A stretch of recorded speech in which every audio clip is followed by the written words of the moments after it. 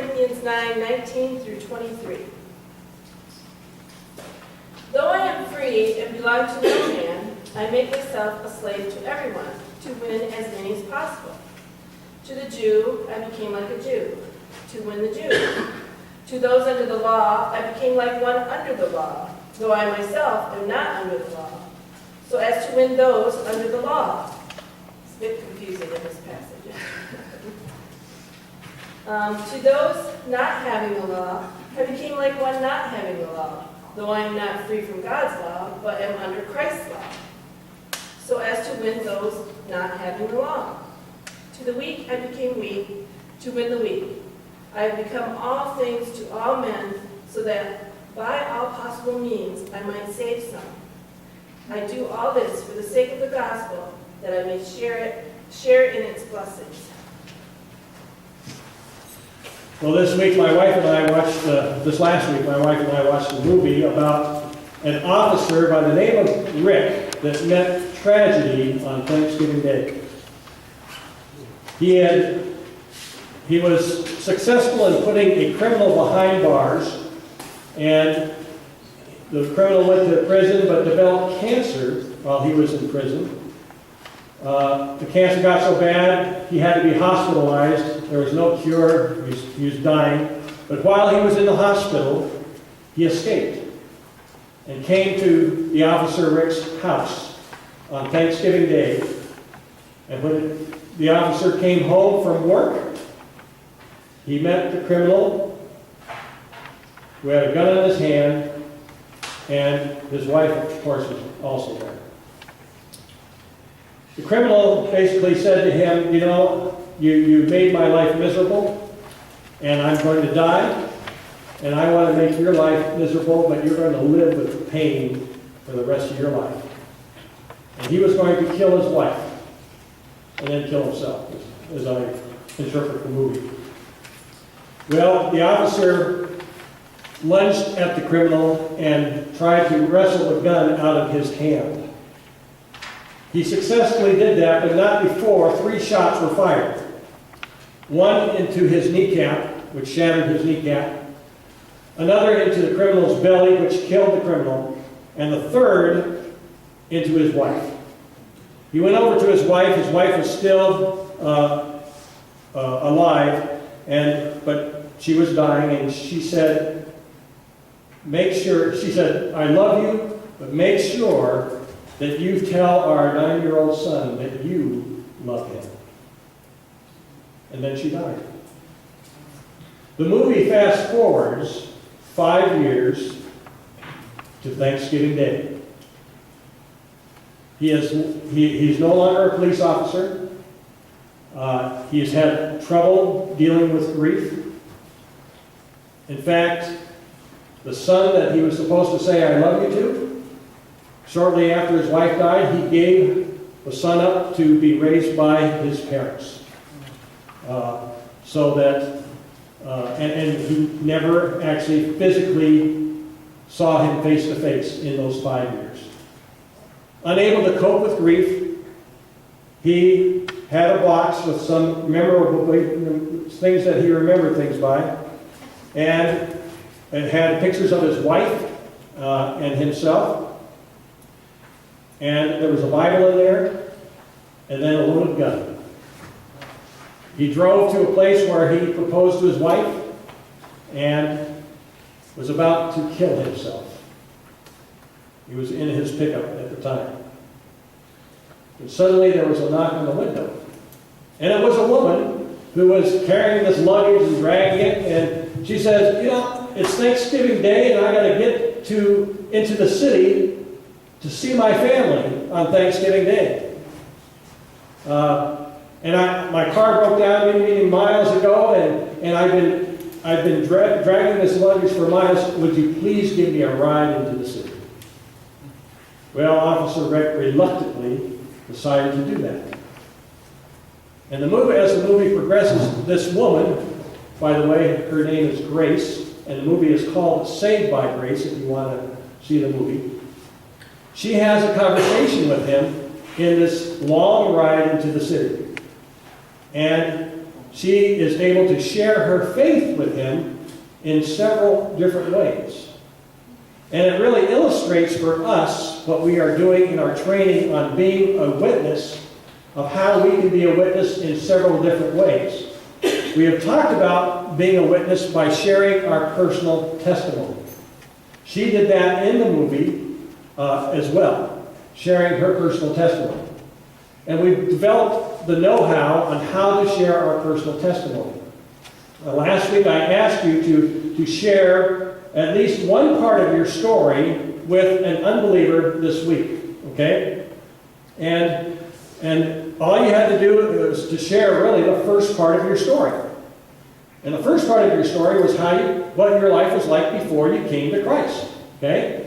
You don't mention anything about the Bible, God, Jesus, anything religious. You don't even bring anything religious up. You don't have to, okay?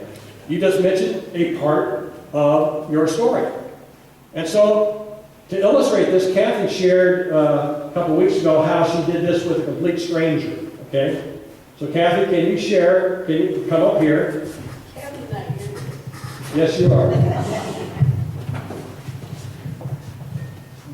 And just share what you did with this gal.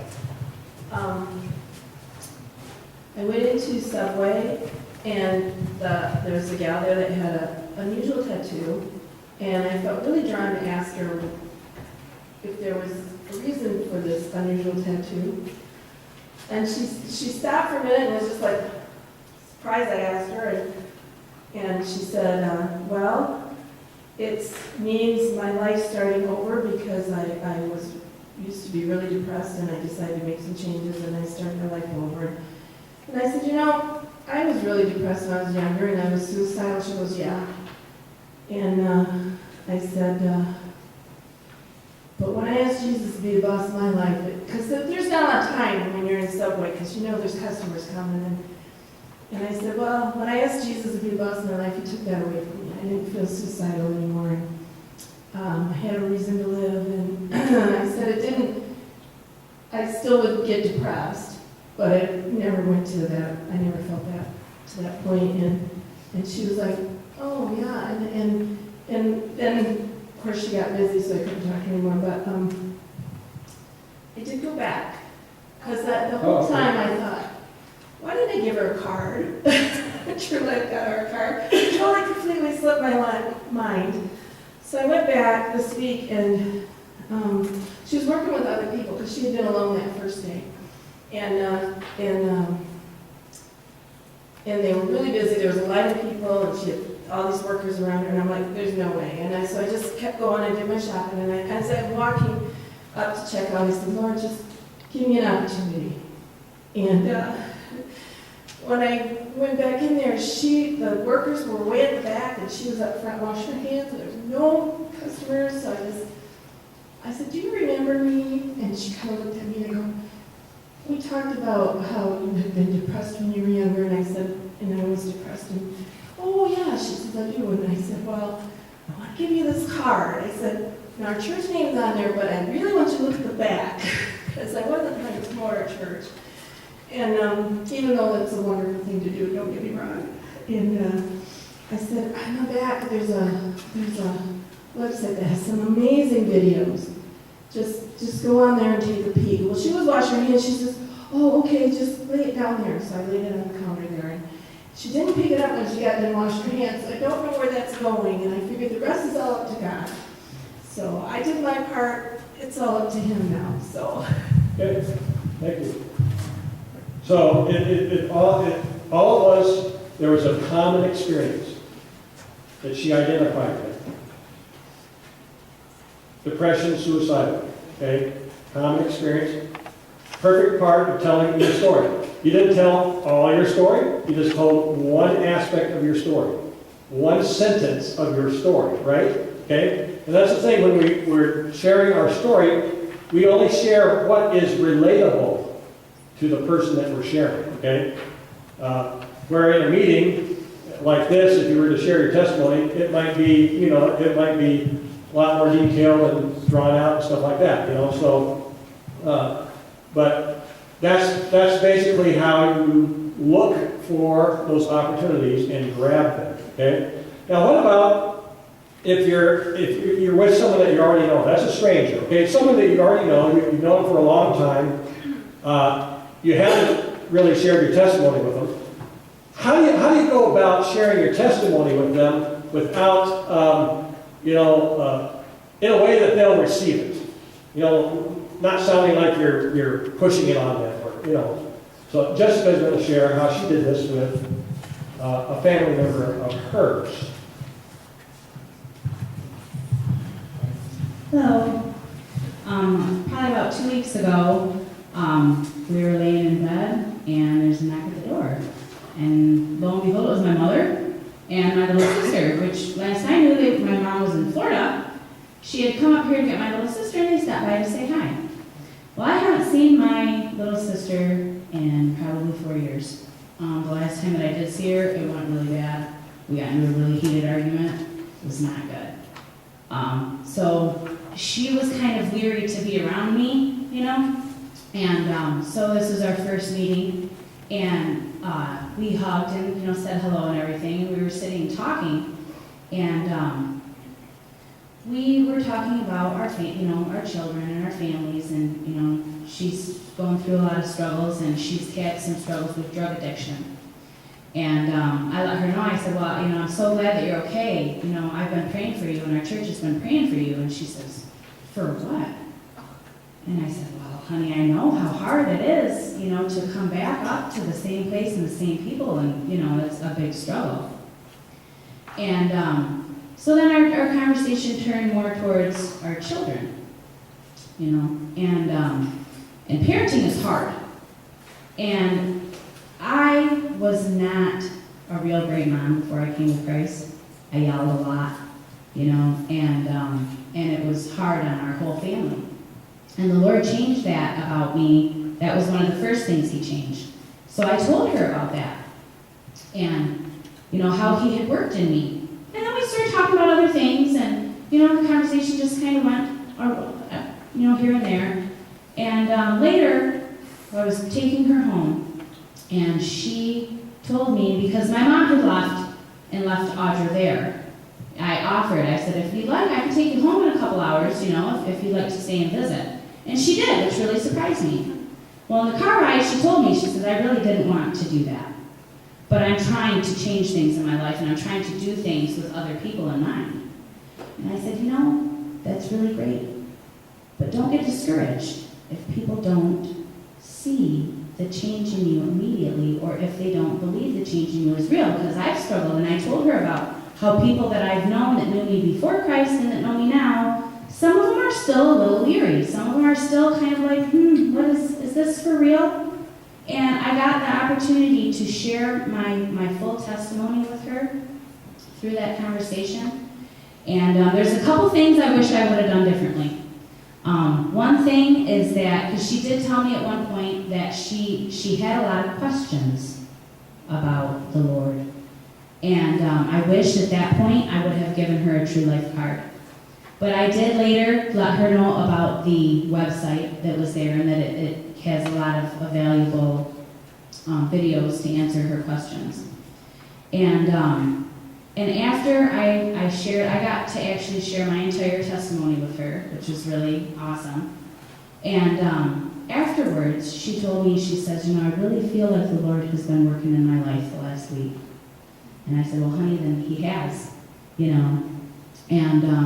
And we talked about finding a church, because she lives in Florida, so, I can't really help her find a church, but we talked about it and discussed it. And so it was a really awesome experience that just kind of came naturally out of conversation, because she knew what kind of angry person I was before. So I didn't really need to explain that part to her. She got that, but she didn't understand how I had come to where I was, and so just being able to share that in conversation was really a blessing. Thank you. So basically, she just let the conversation develop, and that's what you do. Don't feel like you have to control the conversation. Just let the conversation develop and let it go where it may. And And if it doesn't go the direction you want, that's fine. There's other opportunities. You eventually were able to share your entire testimony later on, okay? And that's kind of how you want to do it. As you do it more and more and more, you figure it out, okay? And that's what we're going to do. We're going to be sharing with each other throughout,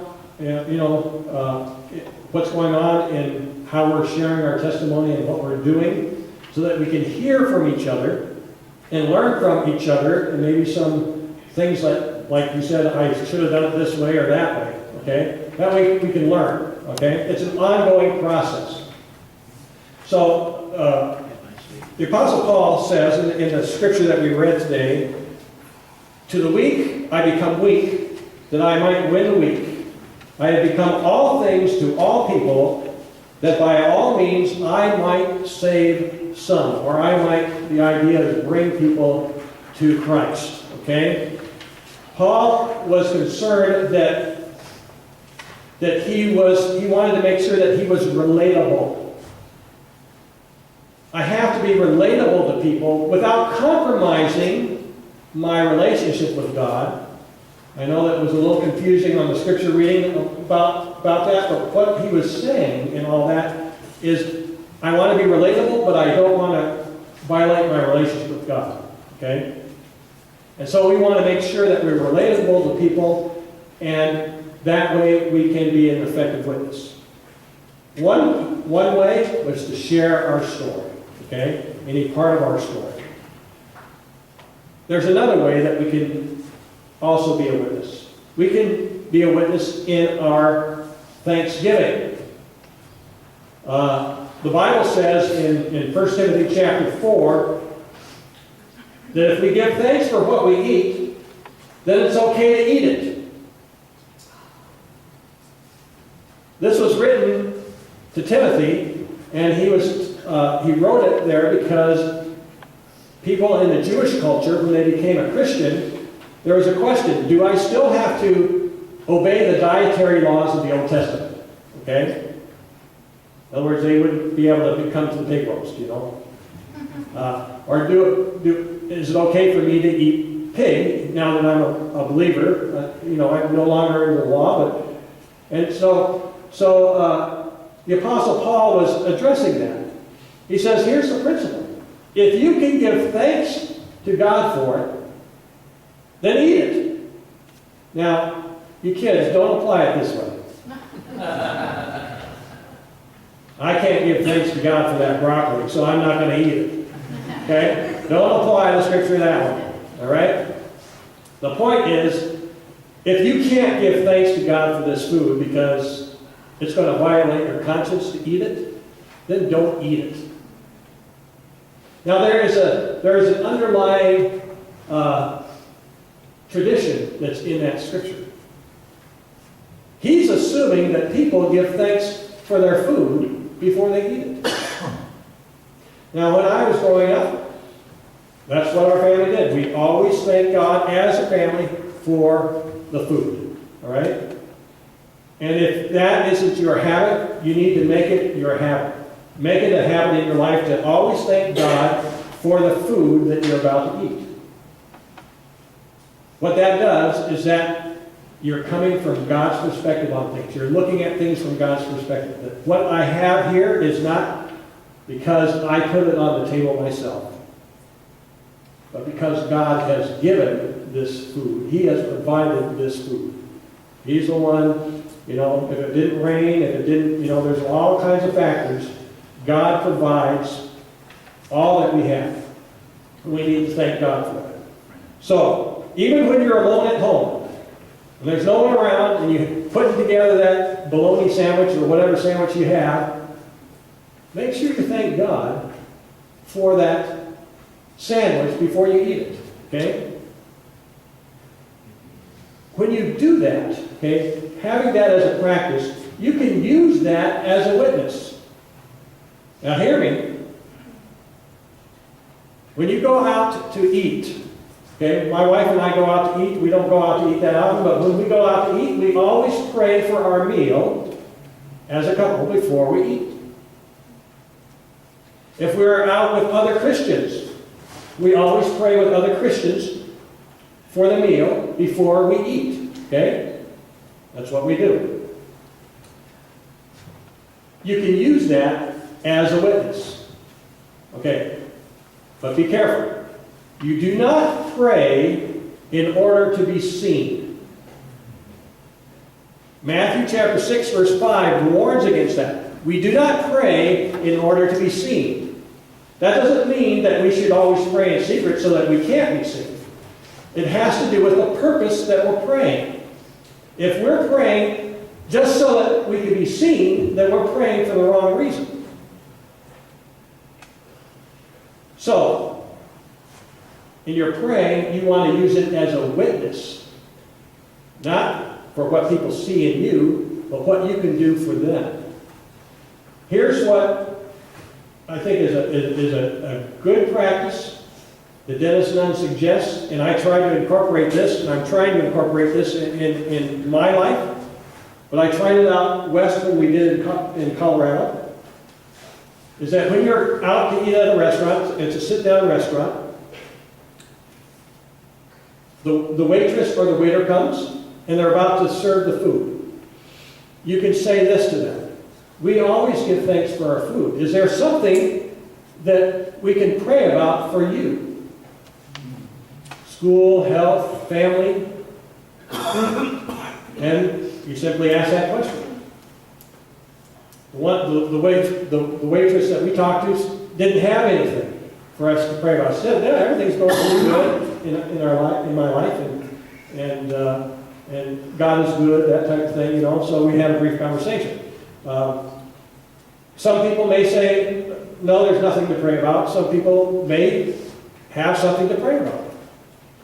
Okay? And so you're able to pray for them, okay, about that situation. They don't have to be there when you pray. You're not asking them to join you in the prayer. You're just saying that you're going to pray for the meal. If they happen to be there when you pray, you don't make it a long prayer. Okay? You simply make it a very simple prayer, because your point is to witness. Okay? So, here is a sample prayer. It's very short. You always give thanks for the food, right? So you want to make sure you do that. Thank you for this food. You want to be a witness. And thank you for loving us. That's witnessing about God's love, okay? What God are we talking about? In Jesus' name, amen. Because in our society, God is a generic term, could refer to Allah, right? All right? We're specifically talking about the God of the Bible. So, in Jesus' name. So that's a very simple prayer. They're not going to feel like they're being preached at, but they're going to feel like they're being prayed for. So in this, you would say, Lord, thank you for this food. Thank you for loving us. Okay, and then if you're praying for that person, if they're having a health problem, you can pray, for that particular problem. And then just say, in Jesus' name, amen. Let's say you're meeting a person that's an unbeliever for a meal at a restaurant. You're meeting them there. They're an unbeliever, just you and that person. You could say to them, I always thank God for my meal. Can I just pray for the both of us? They either say yes or no. Okay? If they say yes, that's your prayer right there. Lord, thank you for this food, and thank you for loving us. In Jesus' name, amen. That's it. Very, very simple. Okay? So in it, you're sowing a seed of a gospel of God's love and of the person of the gospel, Jesus. So that's one way that you can use your thanksgiving as a means of witnessing. There's another way that the training doesn't actually mention here, but it's one that was that I saw in this movie called Saved by Grace,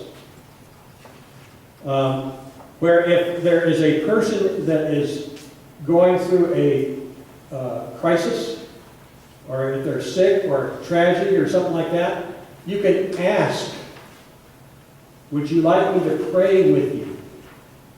Okay? Would you like me to pray with you? It's either a yes or no answer. If they say no, you can simply say, well, I'll pray for you. I'll pray for you anyway. Or I'll be praying for you anyway. We're not going to pray right then. But I'll be praying for you anyway. All right? If they say yes, then you can say a simple prayer for them, depending on their situation. In Saved by Grace, they were they were on the way into the city, and Rick decided he wanted to stop at this church. It was empty, and they both went into the church, and then they began having a conversation and sharing with each other. And Grace said, I feel like I really need to pray. Would you pray with me? He says, no, that's okay. He says, I'll just stand over here, and you go over there, and you pray. Here's what she did. She witnessed in her prayer. I'm going to read this prayer because here's what she prayed. Lord, I was in a dark place this morning. Forgive me for not trusting you. You sent me into the middle of nowhere, and I met this kind man, Rick, and you made us meet at that very moment for a reason. I pray that you will soften his heart. He has had a rough go of it. I pray that you will give him understanding and peace so that we can continue our time together today.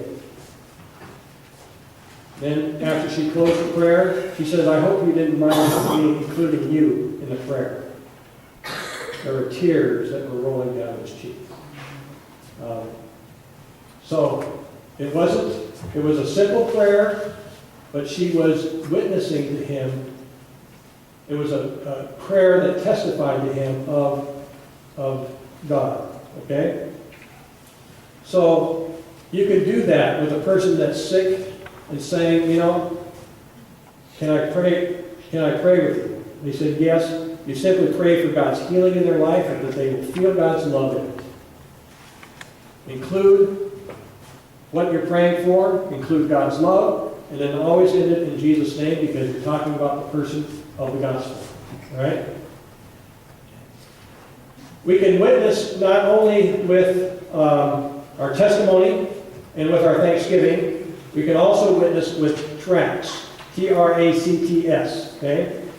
We have three kinds of tracts back there, or three different tracts back there that you can take.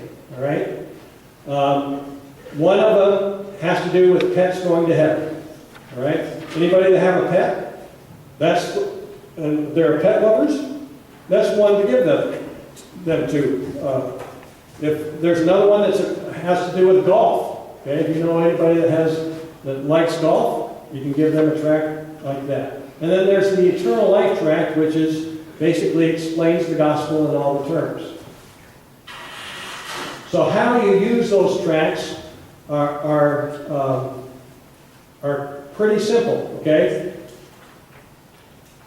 Dennis Dunn gives the first approach he calls the shotgun approach. Now understand that this is personality driven. If you don't have the personality for this, you're not going to do the shotgun approach.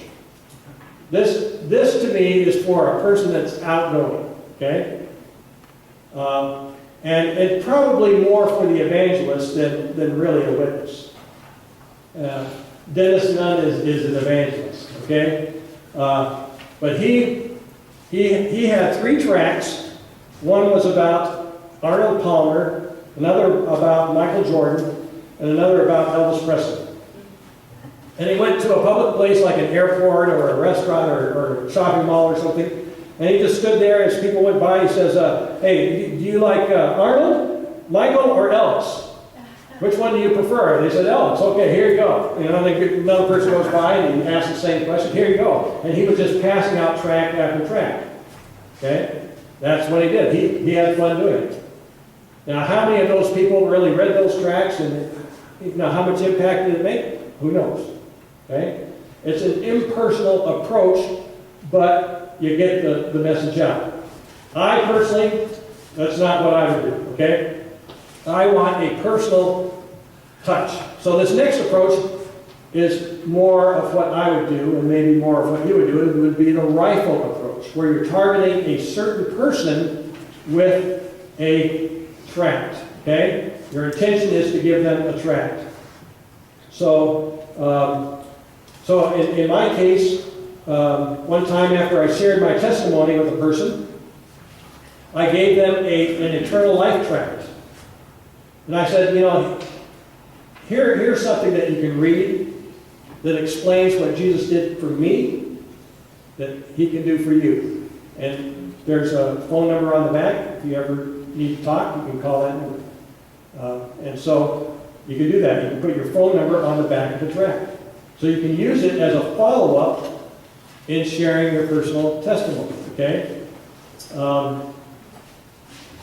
One that he does not mention, that has already been mentioned, is you can witness with truelife.org cards. Okay? Back in the basket, it has Lighthouse Baptist Church on the front and truelife.org on the back. So like in Kathy's case, okay, she had that truelife.org card. The very first time that she talked to her, she could have just said, here's a card with a website on it. You can write this down word for word and use it. On the back of it is a website called truelife.org. It gives free video answers to life's hard questions. Check it out. So, I have yet to have anybody reject a truelife.org card. I've given them out. People that rent this facility, I'll ask them if they go to a church. If they say yes, hey, you're interested. If they say yes, I said, well, then you'd be interested in the truelife.org website. On it gives free video answers to life's tough questions. And I might even mention a question like, why does a good God allow good people to suffer? Or how do we know the Bible is true? If they say no, I don't go to church, I give them a card and say, well, here's our church information, and on the back is a truelife.org website. So there's lots of opportunities to do that. When you share your testimony, you can always follow up with a truelife.org card. Say, hey, here's a card with our church information on it, and on the back is a truelife.org website that gives video answers to life's hard questions. So those are different ways that you can use, or different methods that you can use to be a witness. So, based on what we've learned today, what should we do this week? What we want to do is we want to be relatable. Okay? We want to be listening to all the opportunities so that we are relatable to people. So you're going to incorporate several methods this week in being a witness. Number one, see if you have an opportunity to be a witness in your Thanksgiving. So practice asking a waitress or a waiter, is there anything that I can pray for you, pray about for you? Your health, your family, school, whatever, okay? Look for opportunities to share your testimony, common experiences, common interests. And then third, either use a tract or truelife.org card to hand out to people. Use those three different approaches, okay? And then see what the results are, and we will be sharing that with each other. Now next week, we'll be going back to our regular schedule as far as children's church is going to resume next week, okay? Because what we're going to end with it doesn't really apply to the children, but thank you, children, for you that are in children's church for enduring through this. I hope you learned something, okay? Hope you learned something, and you did a good job. You even answered some questions, didn't you? So, all right. Pray for God to give you the opportunity. Yes. Can I say something? When Christian, I hadn't seen a friend of mine in a really long time. And I went over to visit her, and I said, what you been doing all summer? And, we got talking about that. And she said, well, what have you been doing? I said, well, I became a Christian. And she burst out laughing at me, which made me feel very intimidated after that. And so I really have not been a good witness in my life for that. But don't let that stop you. You've got to remember, it's occurred to me through this study. They don't know Christ, so they're going to laugh. They're going to mock you, possibly. Because they don't know them, and they need them. So even if it makes you feel like, whoa, because it blew the wind out of my sails. I was feeling really good, And they need Christ, and that's your focus. And it's okay if they stop being your friend because of it, because they need Christ. And that's all you can do is tell them, and then God will do the rest. Years later, my brother was delivering pot and met her. And she told him she became a Christian. And it doesn't necessarily have anything at all to do with me, of course, but it was wonderful to hear. But God works. So it did blow the wind out of my sails. It did make me feel very intimidated after that. But just don't stop. I stopped, and I feel bad about that. I let that get to me. But Now remember who we are. We are a witness. Jesus said, you are to be my witnesses. You are the light of the world. You are the salt of the earth. Go and make disciples. That's the purpose. Yep. After I was first saved, I was working at Pontiac Motors, and we got into the tracks. I would take tracks to work and put them in the new car. Okay. I don't know how many I did for how many years, but I did that for a long time. Okay. All right, so use those opportunities this week, and we'll be looking forward to reports on how God is working through all this.